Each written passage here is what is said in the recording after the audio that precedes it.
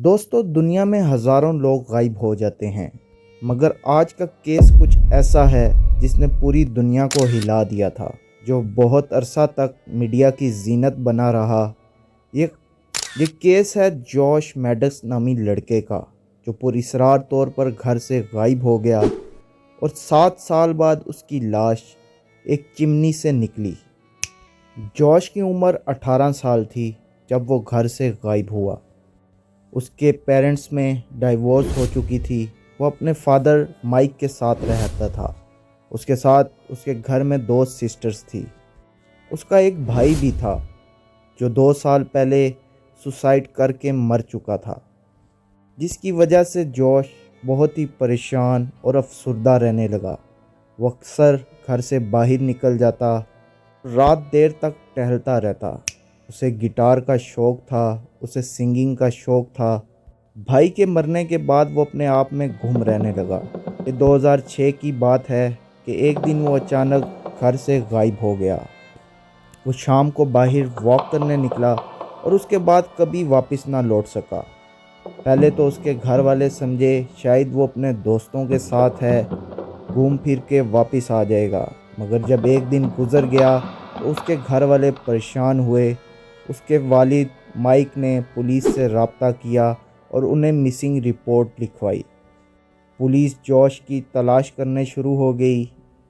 یہ واقعہ ہے پارک لینڈ کے ایریے کا، جہاں پہ کل آبادی اس ٹاؤن کی 8000 کے لگ بھگ تھی۔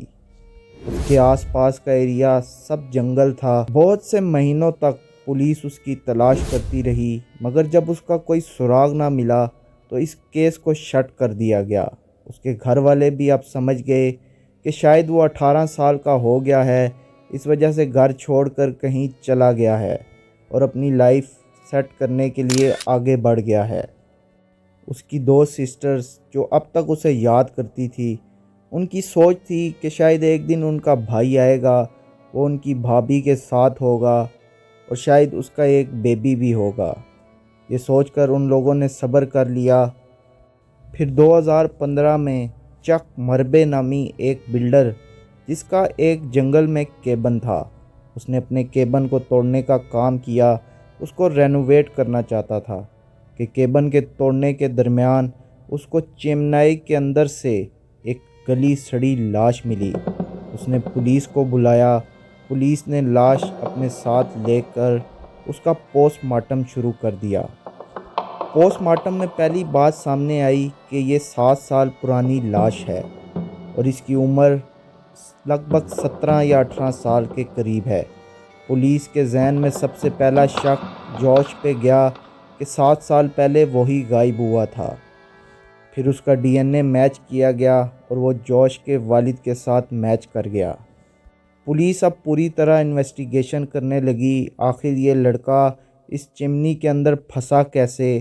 آخر اس کے اندر آیا کیسے؟